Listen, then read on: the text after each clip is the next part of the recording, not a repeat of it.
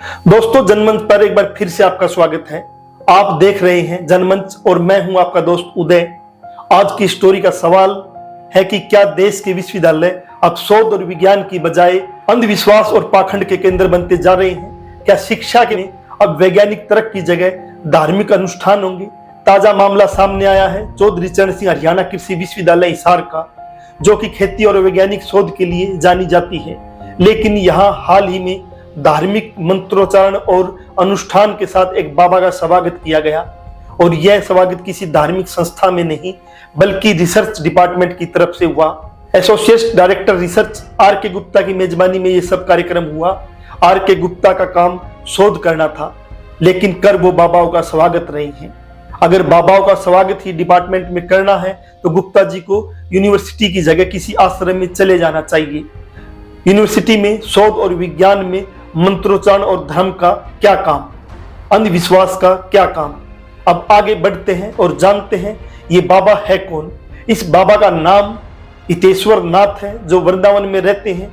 ये हिसार शहर में भागवत कथा करने के लिए आए हुए हैं। लेकिन कमाल ये भी है कि बाबा शहर में भागवत कथा के लिए आए हुए हैं, लेकिन रहने की व्यवस्था यूनिवर्सिटी के फैकल्टी हाउस में की हुई है। ये किसकी मेहरबानी से की हुई है, ये जरूर जांच का विषय है। बाबा के बारे में थोड़ा और जान लेते हैं। ये बाबा मुस्लिमों के खिलाफ बहुत बार विवादित बयान देकर सुर्खियों में आ चुके हैं। एक बयान में इन्होंने कहा था कि जब धर्म के नाम पे अलग देश बना था तो मुस्लिमों का इस देश में रहना कोई साजिश का हिस्सा है।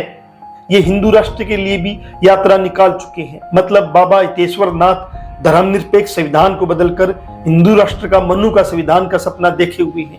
लेकिन ये यूनिवर्सिटी जो भारतीय संविधान से चलती है, यहाँ काम करने वाले प्रत्येक शिक्षक व गैर शिक्षक ने नौकरी ज्वाइन करते हुए कसम खाई थी कि हम संविधान के अनुसार काम व आचरण करेंगे। हम संविधान के धर्मनिरपेक्ष समानता व आजादी के सिद्धांत को मजबूत करेंगे।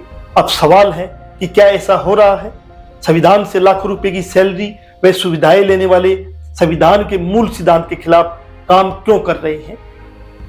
इससे पहले भी जिस दिन राम मंदिर का उद्घाटन हुआ था, उस दिन कुलपति के नेतृत्व में भगवा यात्रा निकाली गई थी।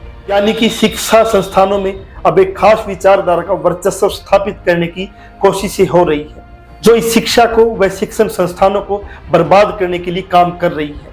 लेकिन यह कोई अकेली घटना नहीं है।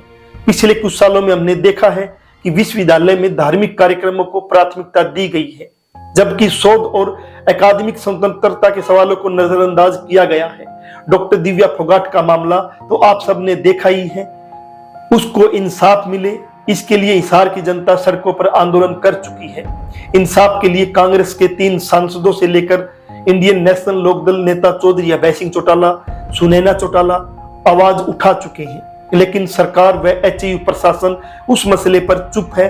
ऐसे ही वकील विकास हुड्डा की मां इंसाफ के लिए दर दर भटक रही है। विकास हुड्डा को भी कैसे झूठे चोरी के जाल में फंसाकर मरने पर मजबूर किया गया, कैसे उसके बाद परिवार को सामाजिक और आर्थिक टॉर्चर किया गया, वो भी जरूर देखना चाहिए। अब यूनिवर्सिटी में किसी को इंसाफ मिले, ये होने की बजाय बाबाओं पर फूल बरसाए जा रहे हैं, स्टूडेंट से उनके पैर छुआए जा रहे हैं। अब सवाल यह उठता है कि क्या सरकार की नीतियां शिक्षा में धर्म को मिलाने की कोशिश कर रही है?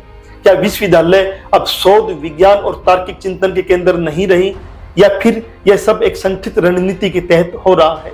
आपको जरूर इस पर गंभीरता से सोचना चाहिए। कभी ऐसा न हो कि कृषि वैज्ञानिक बनाने वाली यूनिवर्सिटी धार्मिक नफरती जोम्बी बनाने वाली यूनिवर्सिटी न बन जाए। शिक्षण संस्थानों में धर्म निरपेक्षता, विज्ञान, समानता का पाठ पढ़ाना चाहिए, या फिर एक विशेष धार्मिक विचारधारा के प्रचार के पाठ होने चाहिए? ये सवाल आपके सामने है। आपको जरूर इस पर गौर करना चाहिए।